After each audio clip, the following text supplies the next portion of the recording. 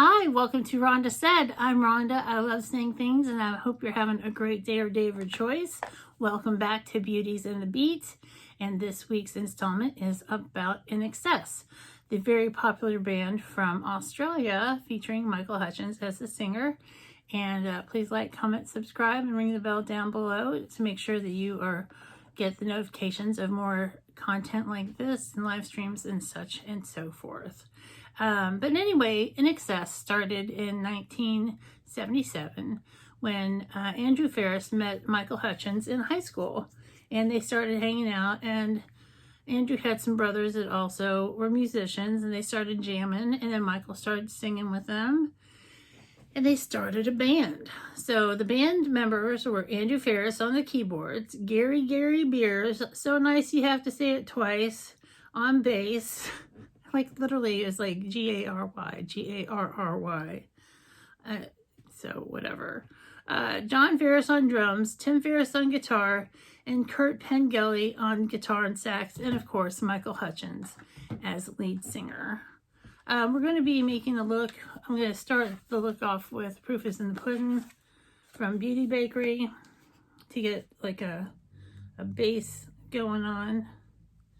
And then we're going to go into the tarot deck with the Lover's Palette from Peachy Queen to celebrate Valentine's Day. Happy Valentine's to everyone. But anyway, so they get together, they start jamming.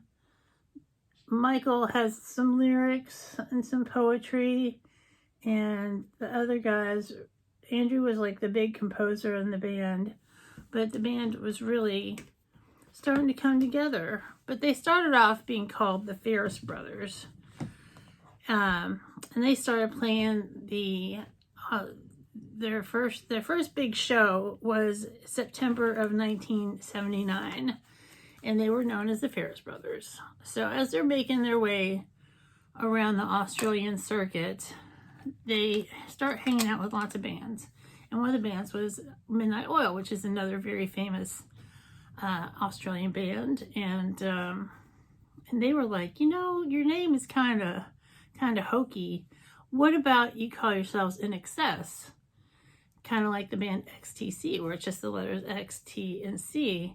And so they were like, yeah, that sounds great. So with that suggestion, they were off and running to become INXS. So they're paying their dues on the Aussie club circuit. They are getting beer bottles thrown at them all the time and glasses. People are yelling. It's not like a big dance club scene. It's kind of a rough and tumble scene. But they're cutting their chops. They're cutting their teeth, you know, building their chops up as live musicians and learning how to play in all kinds of situations. And this is the color Respect.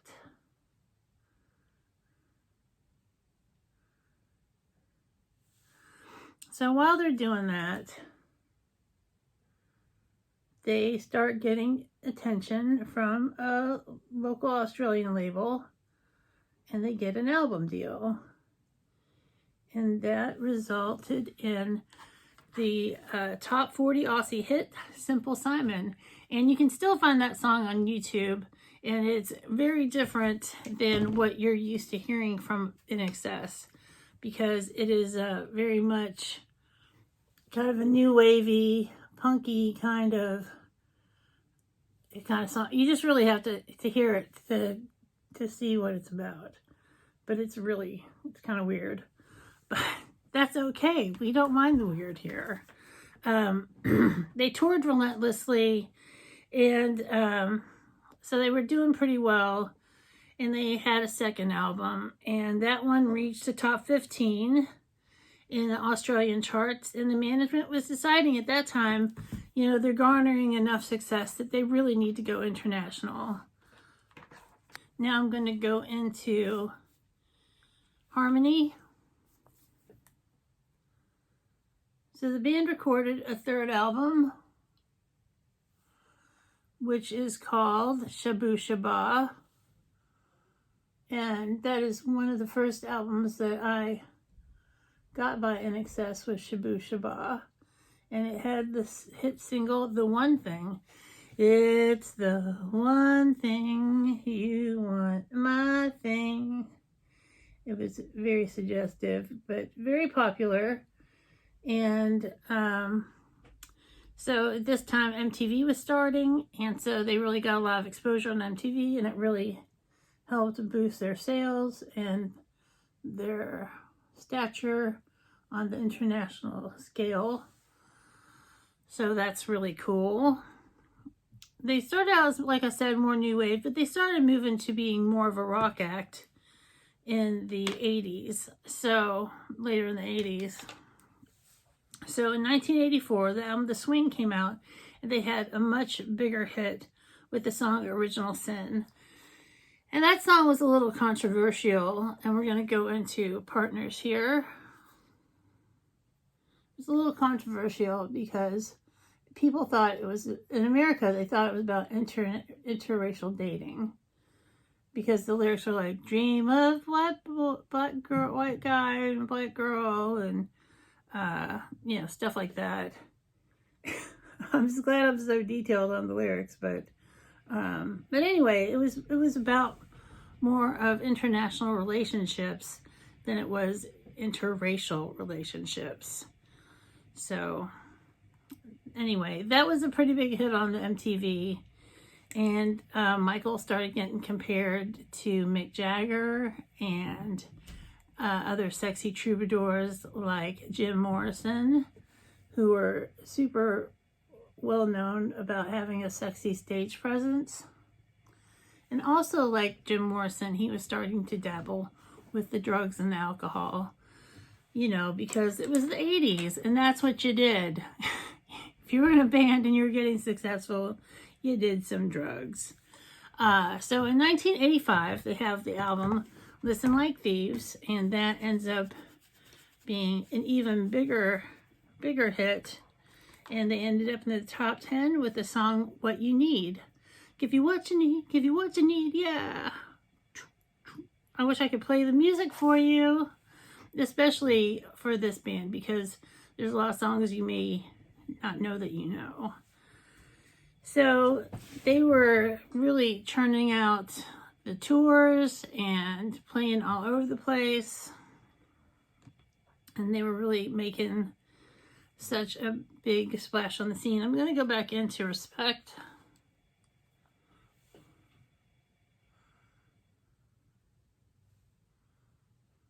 Blend that out a little more.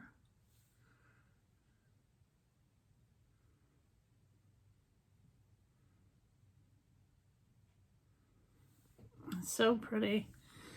And so they were doing great, and they come up with the 1986 album Kick. And when the record company heard the album Kick, they did not like its experimental nature.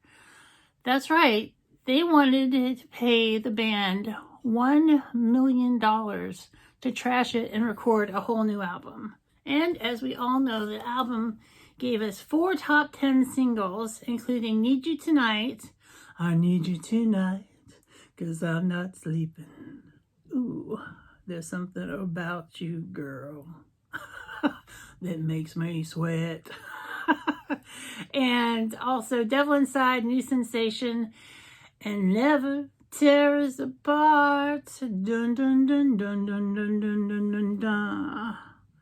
Anyway, so the band toured heavily in 87 and 88, and they swept the 1988 MTV Music Awards, and they were touring like crazy. They toured so much that I even got to see them twice, which was amazing.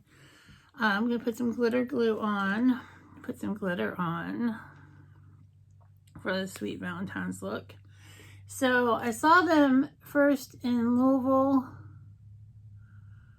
at the Louisville Gardens in 1987, and we ended up talking, me and this girl, we ended up talking to some roadies because it was sold out, and we didn't have enough money to, even if we didn't even have enough money to buy a ticket, even if they were available. But we had some beers, and we decided that we were going to go down, and so this is like a really funny story. So we decided we were going to go down and see if we could talk some roadies into letting us into the show.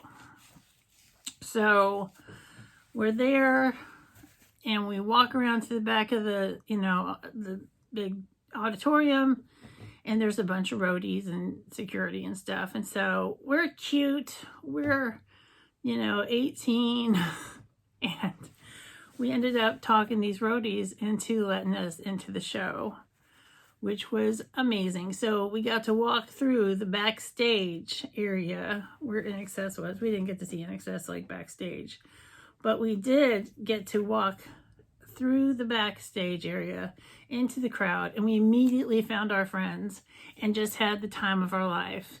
And INXS played everything that you would possibly want to hear. And it was just a fantastic show, and we got a good story out of it because we talked our way into it. So that was cool. And I got to see them in '88, and this is the Glitter Union. Oh my gosh, this glitter is gorgeous. And so saw them in '88, and it was just as good. And this time Michael rode a skateboard on stage. But all the swagger that they talked about, where he was like Mick Jagger and Jim Morrison had a baby, was absolutely the truth. He was just the sexiest little thing up there shaking his butt on stage. It was truly a glorious experience to be able to see this band twice in my life, because as we know, nobody lives forever. So we go on, Kick is the best-selling album of their entire career, and in 1989 they decided to take a break, and Michael decided that he wanted to kind of sow his oats, and he recorded a solo album under a pseudonym, MaxQ. And when it was released, it was not successful. It did not do well, and he was really crushed by that. And while he was on his break, he's, dating supermodels and going around everywhere. And once again, this is the tarot deck, the Lovers from Peachy Queen. Super cute palette. Let me do some eyeliner.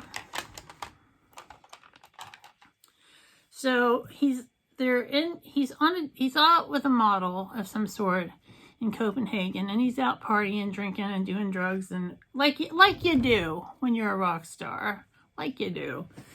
And he was, and they were eating a hot dog or a falafel or something, and Michael was in the street,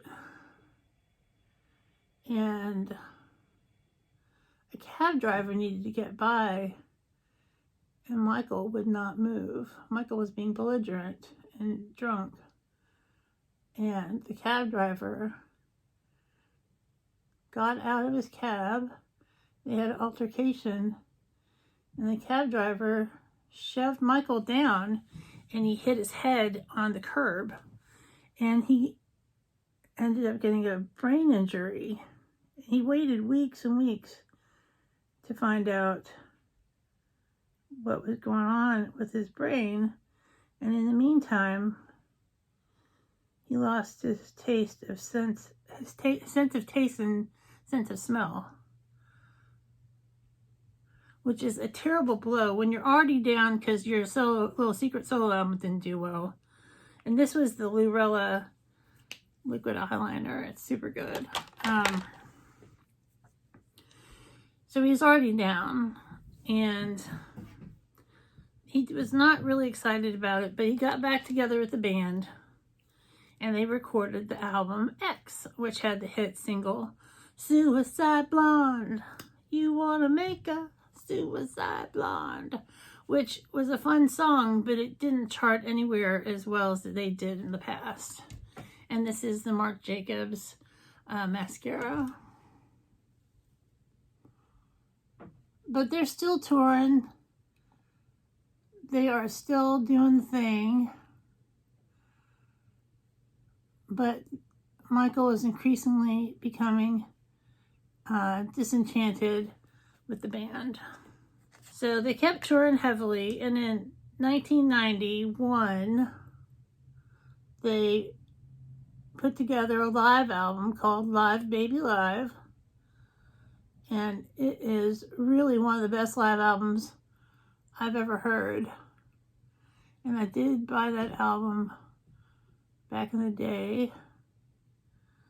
But the sad part was that, especially in the United States, INXS was seen as an 80s band.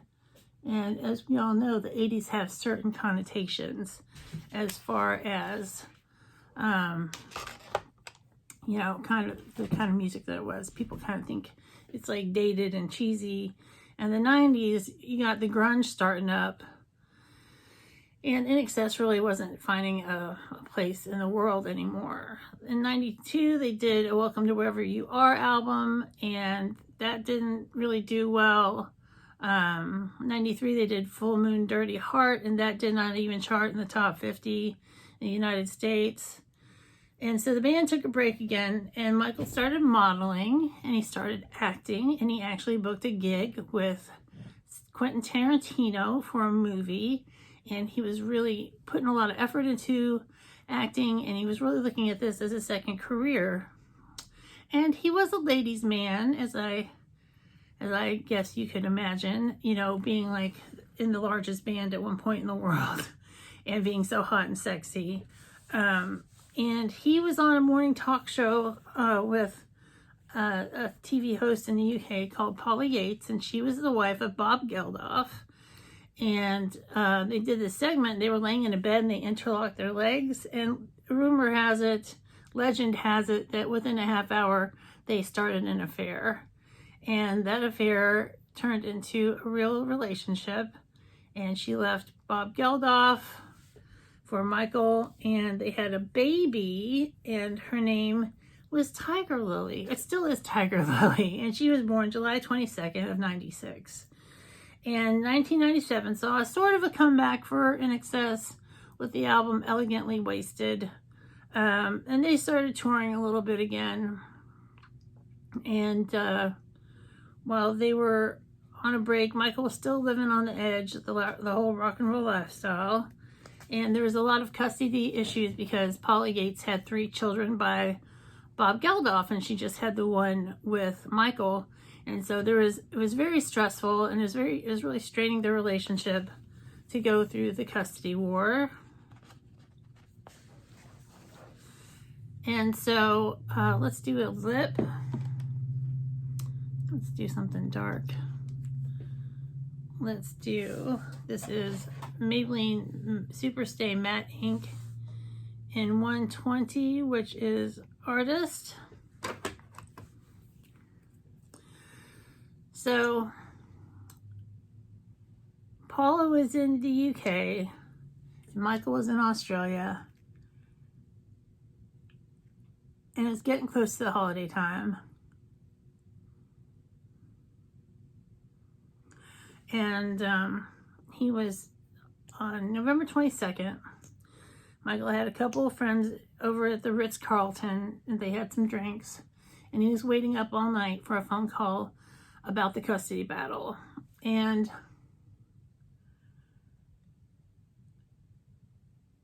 the friends left by about 5 a.m.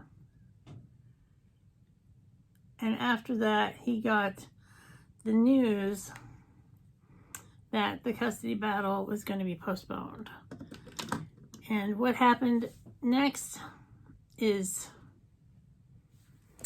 there's conspiracies, there's theories. Some people call it a suicide. Some people call it an accident from autoerotic asphyxiation. But he was in the corner and he died, is what happened. He died. And the coroner's report said there was a myriad of drugs and alcohol in his system. So he probably, he was despondent. We got to think that he's already having depression issues. He's, despondent. And then he's all screwed up and waited up all night. And, he had called some people for help, but they reached him too late. He was already died by the time they got a hold of him. But by the authorities, it was ruled a suicide. But it's always going to be a controversy about what the whole situation was, because a lot of people said Michael was not a depressed person and that he was very cheery and he had a lot to live for. He just had this baby, and him and Paul were talking about having another baby. So in 1997, INXS shut down for a year in grief, and they didn't make any performances. They didn't record anything. They just shut down and grieved, which who can blame them? They had been together for over 20 years, and they lost pretty much, the heart and front person of the band. It was just a really sad time. Paula Yates later, a few years later, died of a drug overdose, and her body was found in the bath by her and Michael's daughter, Tiger Lily, when she was 4 years old. And Tiger Lily ended up getting adopted by Bob Geldof and raised as his own child. And that's where she spent the rest of her years growing up, is in his care. And 1999 saw the release of a solo album by Michael that was released posthumously, easy for me to say, and had a lot of acclaim. It didn't, chart well or anything. There wasn't a big hoo-ha, but it got some decent notices about it, especially, since he was already gone. It was just sad. And then the band, INXS, started performing with a variety of singers. And the band chose John Stevens to sing with the band in 2000. And he was with the band till 2002. And then he was asked to formally join the band. And then after he joined the band and was formally inducted into the band, he left in 2003 for a solo career. In 2004, they made TV and music history. The band started a TV reality show called Rockstar INXS, and it was announced that they were going to be looking for a new lead singer, and they were going to do it with the reality show format. In 2005, the contest was 11 weeks long, and J.D. Fortune won the position of lead singer. And they recorded a song called Pretty Vegas, and it was a hit on iTunes, landed in the top 40 in the U.S., and they recorded the whole album called Switch, and that was released in 2006, and it did okay. In 2009, the band signed with a new label and let Fortune go. They said, "See ya, wouldn't want to be ya." And then they had him back. They really have this come here, go away relationship with singers. And then they played the Winter Olympics in 2010 and brought Fortune back. And the band toured in 2011 and 2012, but that was the end. After 2012, they were not going to do any more tours. And in 2013, Australia TV had a mini-series about the band, which was a huge success.